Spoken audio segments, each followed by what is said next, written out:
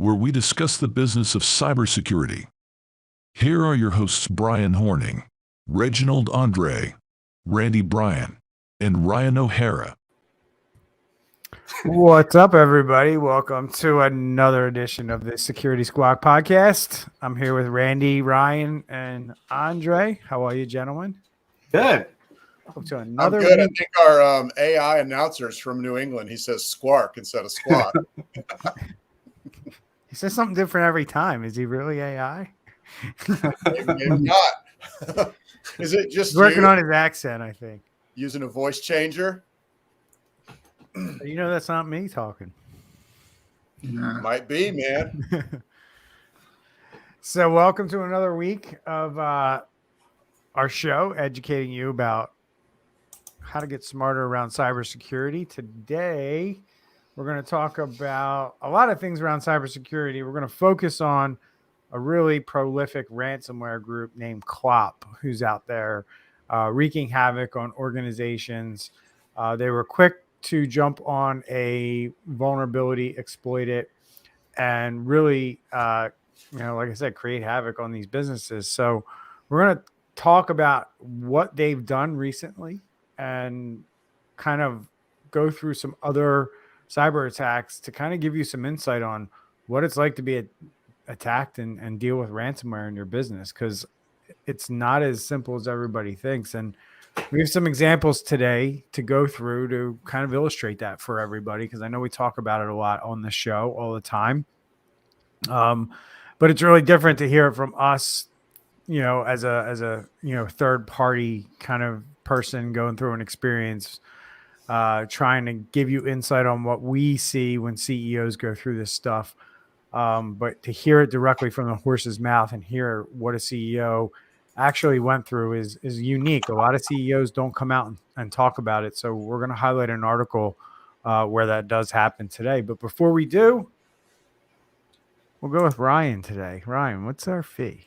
What's the fee? The fee is nothing. The fee is to share the knowledge, share the link, invite people to check us out. You could be saving their business. So if you know anybody who has a small, medium-sized business, who is a decision maker in a small or medium-sized business, who has some kind of control over how things are run in that business, send them our way. Have them take a look at the podcast. You could be saving their business life. Not to be dramatic, but we're going to talk about that. It's not a good day to go through something like this. So if we can share a little bit of knowledge with people, help them do a couple of things to help protect themselves and hopefully not have to go through this, all the better for it. So the only fee is sharing and liking and subscribing and sending people our way. You're doing them a service just as well as ours. Yes, sir. Thank you for that, Ryan. And remember, just share the show in any way you can. And even you watching it helps these platforms, promote our content. So we thank you. All right, guys. So jumping right into it. I seem to be losing my voice a little bit here. I don't know why. Ferrari, I don't know. I guess they are having a little bit of a time here. The Italian supercar, come on, paywall manufacturer Ferrari has confirmed it was hit by a ransomware attack that exposed customers' personal information. We regret to inform you of a cyber incident at Ferrari where a threat actor was able to access a limited number of systems in our IT environment. The CEO said in a letter to affected customers. The car maker said that hackers accessed customers' names, addresses, email addresses, telephone numbers. And based on its investigation so far, Ferrari said no payment information or details of Ferrari cars owned or ordered have been stolen, though it's not clear if the car maker has the technical abilities, such as logs, to detect data exfiltration. We can also confirm that the breach has had no impact on the operational functions of our company, Ferrari said in a separate statement. Ferrari won't say how many customers are affected by the breach or how or when the company was compromised. The car maker hasn't responded to TechCrunch's questions. It's unclear if the breach is linked to an October incident when a ransomware group known as Ransom EXX claimed to have breached the car maker, which Ferrari at the time denied. A listing on the Ransom EXX website, seen by TechCrunch, lists 7 gigabytes of data allegedly stolen from Ferrari, including internal documents, data sheets, and repair manuals. Ferrari's CEO said that the company has not paid the unnamed hackers ransom demand, saying that doing so does not fundamentally change the data exposure. Ferrari said that after receiving the ransom demand, the amount of which remains unknown, it started an investigation with a third-party cybersecurity company. Okay, does anybody remember covering this back in October? Yes. Yes. Yeah, we found It had just about as much information at the time then as well, like very little. Yeah. I mean, well, back then they were kind of like, yeah, right. Nobody's breached our Right. network. And it's like, well, like there's stuff right here on the dark web saying otherwise. And they were still like, no. It's not happening. So clearly, TechCrunch makes a great point, in my opinion, in this article by pointing out the fact that they can't make, and Ryan, and we talk about this all the time, and I think Ryan brings it up more than anybody, but he always makes the point that it's they don't have enough information at this point to be saying these things, or they may never have the telemetry or visibility to know whether certain information was accessed that they are claiming has not been accessed. So it's interesting. They're taking 2 different tacks with their incident response public relations. One being that, they're being very tight-lipped, but at the same time, they're also saying like, the minimum happened. This did happen, but the minimum amount of data that was touched, has happened. And we say the wording, time. the wording is very specific, right? So like they'll say, the threat actor was able to access a limited number of computer systems in our IT environment. The way that reads, it sounds like a couple of computers, right? But then immediately following that, the story says, and then Ferrari sent breach notifications to all of its customers. Like a couple of systems, breach notifications, to all of its customers, just doesn't add up. But the people who are writing these PR things probably don't have a full grasp on the situation, and their job is to minimize it and make it seem like not a big deal. Yeah, it doesn't add up, and it's really sketchy because limited number of computers in the IT, blah, blah, blah, blah, blah. I read that. Okay, so first off, when you read these notices, you need to be skeptical, okay? Because they're covering their butt. Their lawyers probably wrote this. Mm-hmm. Limited number, what does that mean? That means they have one old Windows 7 machine that's in a closet that's not turned on. It wasn't hit. So now it's a limited, you know what I'm saying? Yeah. Like it doesn't even mean anything. And then at the end, they say, well, paying the ransom doesn't change anything about the data. That's like saying if there's a kidnapping, paying the ransom won't change anything because they already killed the person. So what they're saying here is that the data has already all been released. So paying the ransom doesn't change anything about the status of the data. So anyway, I'm a little worked up today. This really works me up. I'm very skeptical. This whole thing is just like, what? I don't even know what they're trying to do. It seems a little sketchy. Yeah, and Ferrari literally won't slow down, right? They're still going to get customers coming to them, and they'll continue and just like, hey, nothing to see here.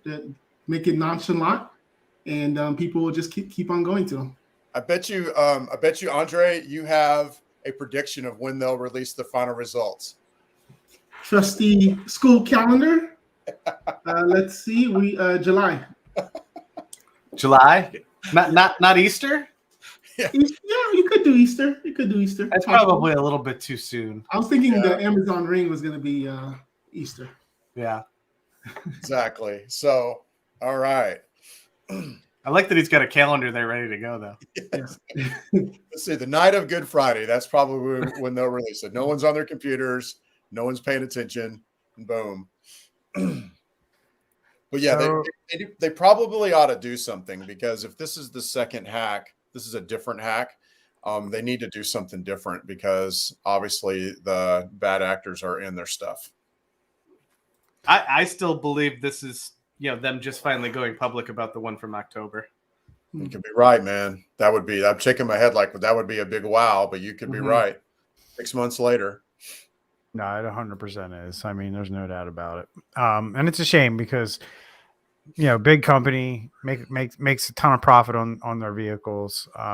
Absolutely should be, spending some money on cybersecurity, at least to have the telemetry. Again, we're discussing things that are at the end of the day don't cost a lot of money to have this stuff in place to know whether, data that you have maybe around, I don't know if people finance Ferraris. I would think that you don't. But I mean, at the same time, I mean, at what point are we to the stage where we just throw up our arms and go, who cares? I mean, my data's out there. I came to terms with that years ago. So I think we're there now. These hacks don't mean anything because the data is already out there. That's how I would say that's how the consumer is now. Mm-hmm. That's why we talked. Yeah. Well, that's why we talked about it. We talked about it before. I think last week about or the week before I mentioned about making credit lock mandatory, right? Because if we're gonna say it's out there, we also got to say like this credit lock stuff's got to be mandatory then, because there's just too much information out there. And I think that's why we're seeing organizations like Ferrari just kind of like, we're not going to pay the ransom. I think what becomes dangerous then at this point is like what we were seeing with hospitals, where they're taking, medical records and then, releasing them for blackmail. So we got Clop Ransomware, guys. This is pretty incredible. I mean, if you think about it, this one group has claimed that it has breached 130 organizations using the GoAnywhere 0 day. So if we remember the security flaw around the GoAnywhere secure file transfer tool, which we talked about on this show, it was given CVE 2023-0669, and it enables attackers to gain remote code execution on unpatched GoAnywhere MFT instances with their administrative console exposed to internet access. I remember us going through this, guys, and saying like, wow, like who even has this exposed to the internet? I think was one of the comments. Nearly 130 organizations. Well, 130 organizations that didn't even bother to update it. Right. And Clop reached out to Bleeping Computer and told them that they had allegedly stolen the data over the course of 10 days after breaching servers vulnerable to exploits targeting this bug. And I think it's important. It's important to note too that they had a patch for this exploit like the next day. Yeah. Not only that, like think about like they did. So they basically in 10 days they were hitting like 13 companies a day. So essentially about once every 2 hours, they were basically getting control of a company's network for the course of 10 days. That's pretty incredible. Like, wow. They also claimed that they would move laterally through their victims' networks and deploy ransomware payloads to encrypt their systems, but decided against it and only stole the documents stored on the compromised GoAnywhere MFT servers. What do you think about that? They realized they were on a clock. Let's prioritize what we're going to do. Or do you think they just really couldn't move laterally? Yeah, that's also true. They do this a lot. They try to do something that's decent to make you think that they're decent folk, just out there trying to make a living or whatever. That's what when I read this, I'm like, whatever. I mean, the victims typically don't give us very much information, and the perpetrators give you more than you ask for. So, yes, I agree. I think there's definitely an aspect to this of, we could do all of this stuff, we just didn't do it because. Yeah. So for context, this, and I want to make sure that we're being clear with the audience here. The Clop, this article was written 2 weeks ago. Or 11 days ago. That's why we're going through it, because we're going to talk about we're going to show you some articles next because this article is kind of written questioning whether or not these people have really done this. And we're going to show you that they probably did. The gang refused to provide proof or share additional details regarding their claims when Bleeping Computer asked them when the attacks began.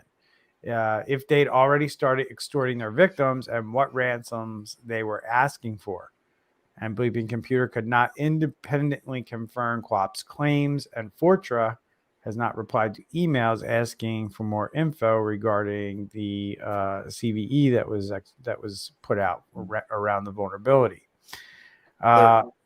Huntress threat intelligence manager Joe Slowick linked the GoAnywhere MFT attacks to a group known for deploying Clop ransomware in the past, while investigating an attack where the TrueBot malware downloader was deployed. All that stuff is fancy terms for they just know who is doing this. Anything here catches your eyes? Go ahead.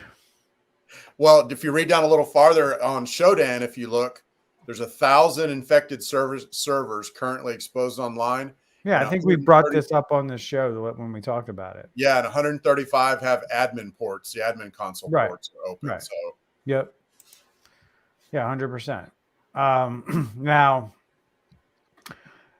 the other interesting thing with this is, I mean, I don't know how much more you want to talk about this article because I want to do the math on that. So there was 135 that had the admin ports exposed, and they're claiming to have hit 130. So like 5 got the patch in time. Yeah. So I'm trying to figure out. No, there's one of these articles, and we're going to get to it, has some more information about who this Clop is, and I don't want to go into it too soon yet. So, but this one is one of the Clop victims. So here we go. We move into March 21st, 2023, and we're starting to see victims of this alleged vulnerability attack, these 130 victims. We're starting to see people come out. So Clop Ransomware claims Saks Fifth Avenue retailer says mock data stolen. The Clop Ransomware gang claims to have attacked Saks Fifth Avenue on its dark web leak site. The cybersecurity incident is among Clop's ongoing attacks against vulnerable GoAnywhere MFT servers belonging to established enterprises. Although the company states no real customer data is impacted, it did not address if corporate or employee data was stolen. Clop GoAnywhere exploit spree yesterday. The Clop ransomware gang listed Saks Fifth Avenue on its data leak site among their latest victims, and the threat actor has not yet disclosed any additional information as what all data it stole from the luxury brand retailer system or details about any ongoing ransom negotiations. The cybersecurity incident is linked to Clop's ongoing attacks targeting GoAnywhere, which we already mentioned. And then the GoAnywhere developer Fortra has previously disclosed to its customers that the vulnerability had been exploited as a 0-day in the wild and urged customers to patch their systems. And that's the story we covered back in February. Clop reached out to Bleeping Computer and claimed that it breached 130 organizations. But Saks is sitting here saying no real customer data was stolen. So what do you guys think about this? It sounds a lot like what we just talked about with Ferrari. And it's another third party. So, a vendor that was breached. So something we've seen a lot of. 100%. Yeah. And this shows it's not a little kid or, a small group. I mean, to be able to do this and go after all these organizations and have the manpower to, do the negotiations with the ransomware attack. This is, literally a business going after your business. Mm-hmm. Yeah, it's amazing to me that some of these companies are I guess responding from a PR standpoint. It seems like depending on your customer base, that may impact how you respond. I don't know. These seem to be two very high-end clientele bases, and they seem to be very not a big deal. Keep moving. Nothing to see here. Well, and is it gonna hold true where they say in the article that it was an actual customer data that was hit? It was fake, presumably like sales marketing data. Is that going to change in a month? So then we got another organization here, Hitachi Energy, confirmed it was breached by Clop after the GoAnywhere 0-day vulnerability. And Hitachi Energy is a department of Japanese engineering and technology giant Hitachi focused on energy solutions and power systems. Has an annual revenue of $10 billion. Again, the attack was made possible by exploiting the 0-day vulnerability in the GoAnywhere MFT. This article was published last week on March 17th. And then they recently learned that a third-party software provider called Fortra GoAnywhere MFT was the victim of an attack by the Clop Ransomware group that could have resulted in unauthorized access to employee data in some countries. So here we go again. Not much different. Data was accessed. It seems like the common theme here between all of these guys is they're announcing they got in through this methodology, and it almost seems like they're making a calculated choice to go after the bigger companies first. And there's a couple reasons I think that that's happening. I'll explain that. But they're going after these bigger companies first without deploying ransomware, without trying to move laterally in the network to do something else. It's almost like they're just trying to get a really quick hit here, a really quick win from these bigger companies by just saying, hey, we stole your data. Mm-hmm. Why do you think that could possibly be? Like, why not just deploy ransomware? Wouldn't that? Well, if they have backups, then they're not going to too much care. But saying that we stole your data, I think is a more, it's a different approach. And then, we don't usually see groups hitting 130 entities in the span of 10 days. So clearly the approach worked. Well, that's what I'm saying. Like, I'm thinking almost one part of it is okay, we have 130 networks or companies here that we can choose from. Right. So nobody's going to come knocking on these companies' door. Here's my thought process. Nobody's going to come knocking on these companies' doors saying that your GoAnywhere has been breached, right? They're just sitting there. They know they have access. They're hoping that none of these 130 that they have access to patch or figure it out or kick them out. And I think they're betting that the smaller companies are going to be out there longer not doing this than the bigger companies. So let's try to hit the bigger companies quick, and then we'll just move down the list. I don't think in any way, shape, or form that they're not going to try to do something to all 130 companies, right? At a minimum, they'll sell access to somebody else. Yep. Right. But at the end of the day, all 130 companies that they have, they're going to do something with. It's just going to take them time to get to all of them. It took them 10 days just to get initial access to all these 130 companies. It's going to take them even longer, a couple months probably, to get in there and go through and see what they have.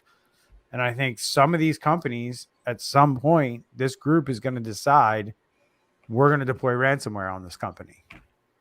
Like, these other ones are deciding, like, it's not worth it, or maybe it's a little bit more difficult than it's worth. So let's just steal their data at first and see what we can get. It's kind of funny, Brian. It's almost like we've come full circle, because we started off ransomware, and basically the data is what's ransomed. We encrypt it, and then you get it back. And people had backups. So now we started extorting the data.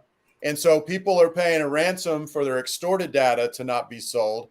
Now we're back to, hey, we're going to put ransomware, but this time we're doing it just because we're going to shut your business down because you don't care about the data that's getting leaked and you didn't pay that ransom. So we're just going to put your business now, instead of your data, your business is going to be at ransom. It's an interesting thought.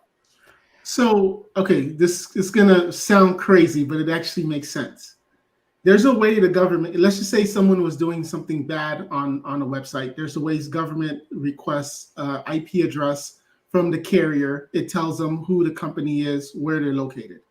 So why doesn't the government just scan the internet, in North America, see that these companies are still having to go anywhere, you show them whatever, request from the ISP, who's this company, send them a letter, send an agent, send like whatever it is, but just notify these companies to say, hey, you have nation state companies, countries going after you. At least we told you. Now, if you don't do anything from there, that's one thing, but at least now we're telling you because we have a means of doing it. They're too busy or understaffed, or I don't know, maybe they're worried about other things. Maybe they need to get their priorities right, but that's a good idea or good point. 100%. So in this article at the bottom here, it kind of wraps up, and this is a good point to wrap up us discussing, what Clop has been doing for the last, 11 days or so. But it's saying here, the impact is starting to take shape. When Fortra admitted the 0-day for GoAnywhere secure file sharing product at the start of February, Bleeping Computer estimated that it could have a similar impact to previous hacks that targeted a similar product, Excellion FTA, back in 2001. But a lot of these products, guys, have a similar, I think I mentioned it back when we talked about this back then. It's like anything that touches the internet, like Exchange or anything like that, hackers are going to attack in a very similar way, and they're going to move quick. Back then, it was also the Clop Ransomware group that took advantage of the security flaw to breach numerous high-profile organizations globally. And on February 6, 2023, the exploit for CVE 2023-0669 was released on February 10, 2023, and Clop declared it had already breached 130 organizations. The first victim to confirm a breach from these attacks was healthcare community giant Community Health Systems back on February 14th. While fintech platform Hatch Bank followed with a similar statement on March 2nd. Clop began actively extorting Fortra's customers a few days later, adding many victims to its extortion portal and demanding ransom payments to not publicly release stolen data. On March 14th, after being added to the data leak site, cybersecurity firm Rubrik admitted they were impacted by CVE 2023-0669 exploitation, but clarified that the breach only affected a non-production IT testing environment, not any customer data. Interesting. Wonder if that was a honeypot or anything they set up. So that's kind of where it's at. It's moving right along, I would say. And we have a lot of attacks that are going to still come because of this group. We're going to learn over the next, probably 2 quarters, I would say. We're going to hear about companies that are being impacted by this group because of this specific vulnerability. So be interesting to see. I wouldn't be surprised if CVE 2023-0669 ends up being one of the most actively exploited vulnerabilities in 2023, and we're only 3 months in. People don't realize. So this, we've already discussed this, but this does give admin access to that particular device to the hackers. So basically, they could put a keylogger on there to eventually get your admin password, if that's an actual console people go to. They could put some kind of backdoor, like you already mentioned, and sell access into the network. Like, I do think it potentially, I agree with what you're saying, could potentially be one of the biggest things with a whole lot of ramifications that people aren't even probably thinking about yet. Yep. All right, Randy, this is up your alley. I'm going to throw this over to you in a minute, but Fort Worth-based Ben E. Keith suffers system outage, possibly due to cybersecurity issue, company says. And apparently they're a huge supplier to a chicken restaurant called Raising Cane, and they've been severely impacted by the outage. And you also mentioned that you have somebody near you. I don't know if you said it was a client or not. I forget, but who was also impacted by this food distributor who's having a security incident. And they're just basically stating here, we are working hard to get the products we need as quickly as possible. This is from Raising Cane. Their response to their supplier, Benny Keith. So they're looking to get the products as quickly as possible so they can continue serving our San Antonio Caniacs the chicken finger meals they are craving. We apologize for any inconvenience this is caused for our customers. You're going to have to explain to me what a Caniac is, my friend. And that's it. And then Benny Keith recently detected unusual activity in their network. In response, they proactively disabled business systems to minimize risk for our business and our customers. We understand that our customers, employees, and business partners have been impacted by the outage and continue to work around the clock to fully restore our systems and operations. Our employees, customers, and their customers are our top priority, and we are committed to getting back to business as usual as soon as possible.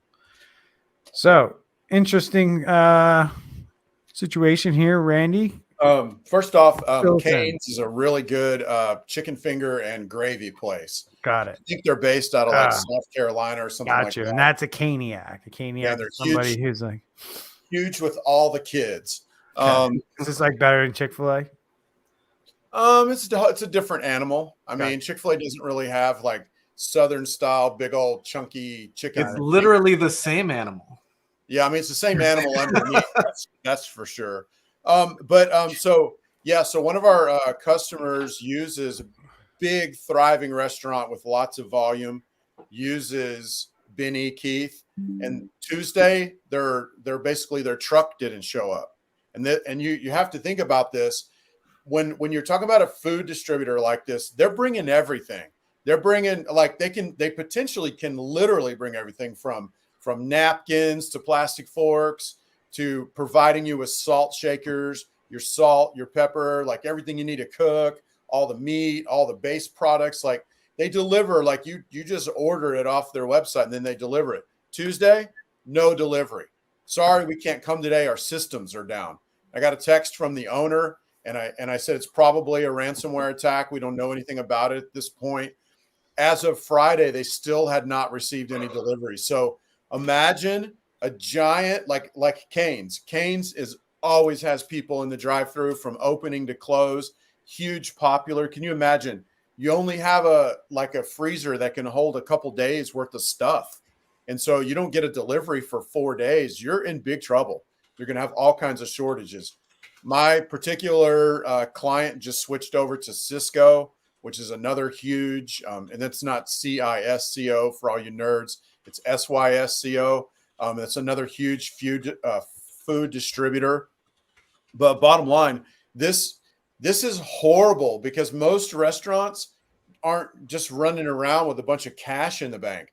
They've just come off of COVID. They're just getting back on their feet. They're still probably struggling. And man, if you can't sell for 2, 3, 4, 5, 6 days or more, man, you could be in big trouble. And I also heard they weren't doing pencil deliveries or, notebook and paper deliveries. Like they didn't have somebody set up to just take it by hand and send you a truck. They're completely shut down and not doing anything.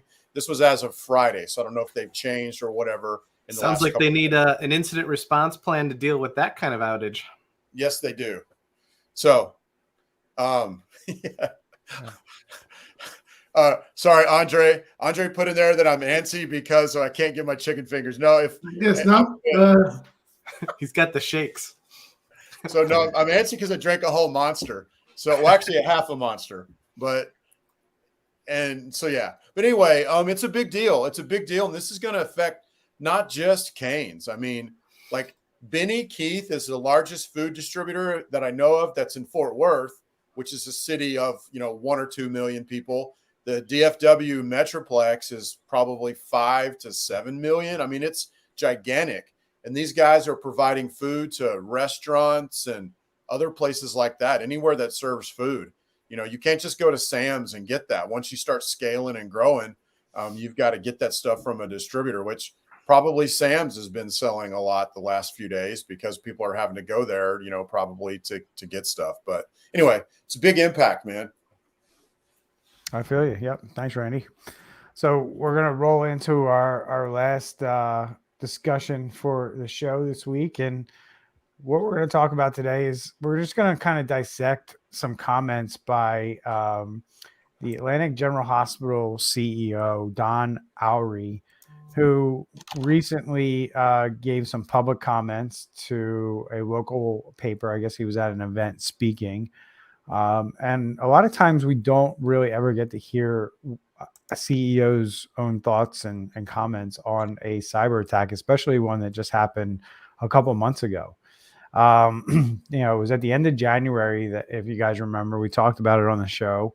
I think it actually happened the day we recorded, that the Maryland hospital, Atlantic General Hospital, experienced a ransomware attack that resulted in a network outage. And it ended up that the hospital, ended up with ransomware.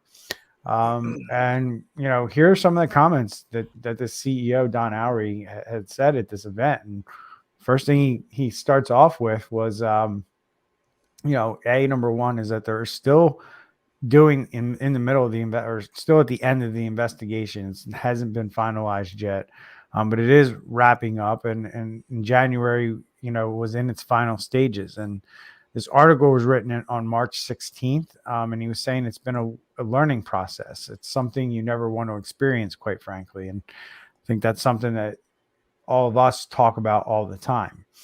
So he was a guest speaker at a town hall meeting hosted by the Worcester County Commissioner Chip Bertino, and he recounted the incident and said he was proud of his hospital's response.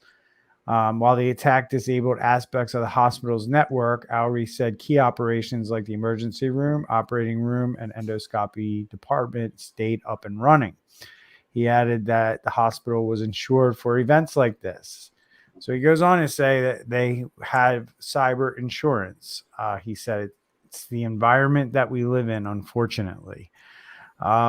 And Oury said he had been asked about the hospital's future in the wake of the incident. He said they'll survive this. He said it's been incredibly disruptive to their business operations, as you can imagine, but we will survive this.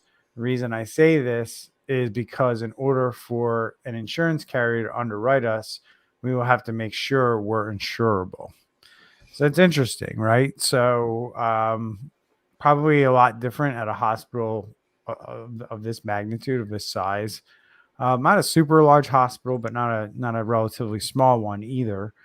And because I guess what I take away from his comments, and this is what I want to discuss, is that's a conversation that we have with business owners a lot. Like, I get the question all the time. Well, like, Brian, if I hire your company, why do we need cyber insurance? Right. Mm-hmm.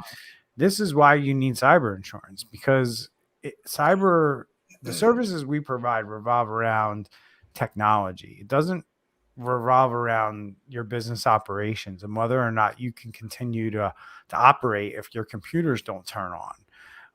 That's a different aspect of it's cyber. About reducing your risk. None of us can say we can completely eliminate it. Right. 100%. That's another point on this, but at the end of the day, you can't think of incident response and business continuity as just a function of IT. Mm-hmm. Right. It's a business function. It's something that has to encompass your entire business, and everybody needs to be involved in that discussion and be involved in the planning of that. Not just, hey, I hired a company and they're going to take care of us, or, we have an IT department. We've hired the best people, we have the best IT people. They're going to take care of me. That's the wrong attitude. And, having cyber insurance to back you up when these things fail are critical, as you can see here. I think if they didn't have cyber insurance, I think he would be singing a very different tune. But the other part of it is that I'm sure there's been other compliance pressures on this hospital from, say, health insurers, not cyber insurers, but people who basically probably pay their bills through patients' health insurance. They want to make sure that they have cyber insurance. you better guarantee that their HIPAA makes sure that they have cyber insurance, right? These are, I mean, HIPAA doesn't require you to have cyber insurance, but all of these requirements that you have in your contracts and who you do business with, this is all part of it. And that's a big deal there. So anything you guys want to comment on that part of it, where he discusses, having cyber insurance and making it through this event? Well, I mean, that's a lot of this is stuff we've been saying on this podcast pretty much the entire time, especially as it relates to insurance. One, you're going to have to qualify, which that's kind of something disturbing. We maybe want to pick out a little bit, because you have to qualify in most cases to get the insurance, and they did qualify. And then also, your insurance can't be, because you have to qualify, you can't just say, oh, I have insurance. We've actually heard of people who got easy to apply for insurance up front that asked no questions. And then later on, when it was time to pay out, they didn't pay out because you didn't have all of the questions they should have asked in the beginning, like MFA and all that turned on. So insurance is playing a big part in this, and you have to be able to qualify it first off. And then second off, you should have it. So when this does happen, you've got some cash coming in to help you get through the disruption. And it's also interesting to note too, so they qualified for the insurance and they were doing some things going into it, but now they're doing more things. So whether or not that was just the results of what happened, or additional requirements from the insurance company or recommendations from the incident response firm that they used to handle the issue. Yeah, he said that the hospital had extensive measures in place, again, a subjective term, before the attack, and had even more so in place now. So, man, they should never get attacked ever again. He said organizations had to be prepared. This is his warning, I guess, to his audience, as cyber attacks had essentially become a business. No, they've become a business. They're probably better run than a lot of businesses I've come across. So interesting there that he's kind of telling business people, like, this is probably going to happen to you too, so just be ready.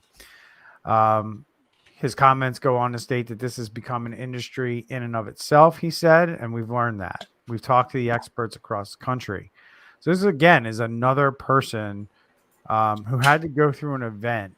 He had to go through the school of hard knocks. Instead of listening to the Cybersecurity Squawk podcast, he had to learn the hard way that, this is the stuff he had to do. We've been talking for years now about how this has become its own industry with its own ecosystem of, different layers of service providers and things like that. And this guy just learned this last week or 2 weeks ago. And he's running a hospital. So, it's interesting to me that we're still in this place where people are aware of ransomware, at least the term, but they have no idea what that term means behind it. Then the attendees asked if the hospital had given in to the hackers, meaning probably if they paid the ransom. And he's saying, if the question is, did we meet the request of the ransom? We did not meet the request of the ransom, Oury said, adding that because it was a criminal investigation, he couldn't share all the details. I think that's a cute way of saying it. Now, here's the interesting part. Do you want to comment on that before I move into the next part? Oh, well, just going right back to the insurance part, where I had an incident a couple of months ago with a client, and the insurance did not cover everything. The in-house remediation and resetting passwords and going through that, insurance said no. And then getting the counsel of the client to be involved with the insurance company also wasn't covered. So it was a lot of thousands of dollars that this client had to pay off, off of what the insurance would cover. Yep. And, it could also mean that, and it could also mean that, they paid some of the ransom, right? They didn't meet the request of the ransom, but they met, or they did something. Who knows? But he goes on to say that the attack was orchestrated by a group out of China, which is a little different than what we're used to seeing. And he goes into a little bit more detail about the attacker, which is interesting. He said they vetted or they attacked a number of hospitals, and their MO, how they work, is known to the FBI. We spoke to the FBI that Sunday morning after the attack, and they immediately knew who they were. They knew all about them. And then we learned subsequently that they have what's called a call center. That's how organized this outfit is. When I spoke to the leading expert nationally for cybersecurity in the healthcare industry, he gave me a 10 or 12 page write-up on this organization. A retired nurse in the audience asked if the hospital's medical records were hacked, and he said, that's a great question. What I can tell you is they did not get into our electronic medical records. He said AGH's electronic health records, commonly referred to as EHR, were hosted remotely. I have a comment about that here in a second. Me too. Yeah, what we've got the investigators looking at is what they did look.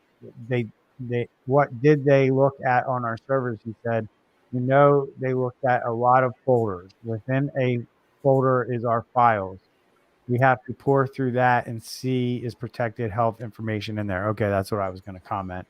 I already said that the process was a time-consuming one. We're wrapping that process up with our consultants, he said. We're 100% confident that access to EHR records did not happen. So basically, my concern is with that statement, my concern isn't just what I've seen out there, is that somebody goes in the EHR and then downloads it or takes a screenshot or does something and stores it locally on the computer. So that would be my concern there. It looks like they're going through that, whether they're going to be honest about whether or not that was happening within their hospital. I just know some, hospitals that are way bigger than this one, and that kind of stuff happens all the time. So I'd be surprised that it's not happening here.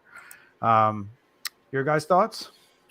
One interesting thing is he's touting that, no medical records were hacked, but what about the employees' data? Social security numbers and personnel records that was stored on the local server and not in this remote server for the EHR stuff. I like the surprise at the fact that the group had a call center.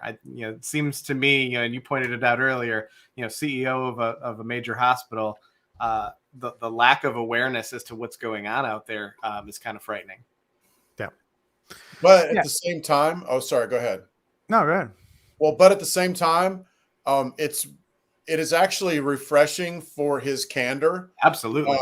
Because we don't want to, what do we say? We don't want to shame, coming out about it. So it is pretty good that at least he's being having some candor about it and being real. Although there is a little bit, I feel like a little bit of holding back. He's not saying everything, but well, he's still saying a lot more than most people do. But I think something like this, to your point, actually helps with that lack of awareness. Maybe I'm sure this is published. Some places that CEOs go to read different things. So now nobody's gonna accuse this guy of being gross negligent. Mm-hmm. He just didn't know. I mean, It's not like he knew and chose to do nothing like a lot of people we know. He just didn't know, and that's an element of what's going on out there. I mean, that's why we meet all the time and talk about how we can sell better, because not everybody sees what the value we bring to their organization or why they need it. And, this is a great illustration of exactly why businesses need to start paying attention to this at a different level than they have in the past. Right. So, all right, guys, good show. Yep. Thank you for your inputs. And unless you guys have anything else you want to leave the audience with, we'll wrap it up here. Stay safe out there. Yeah, buddy. See you next week. Call us if you need help, and we'll see you all next week. Take care, everybody. See ya.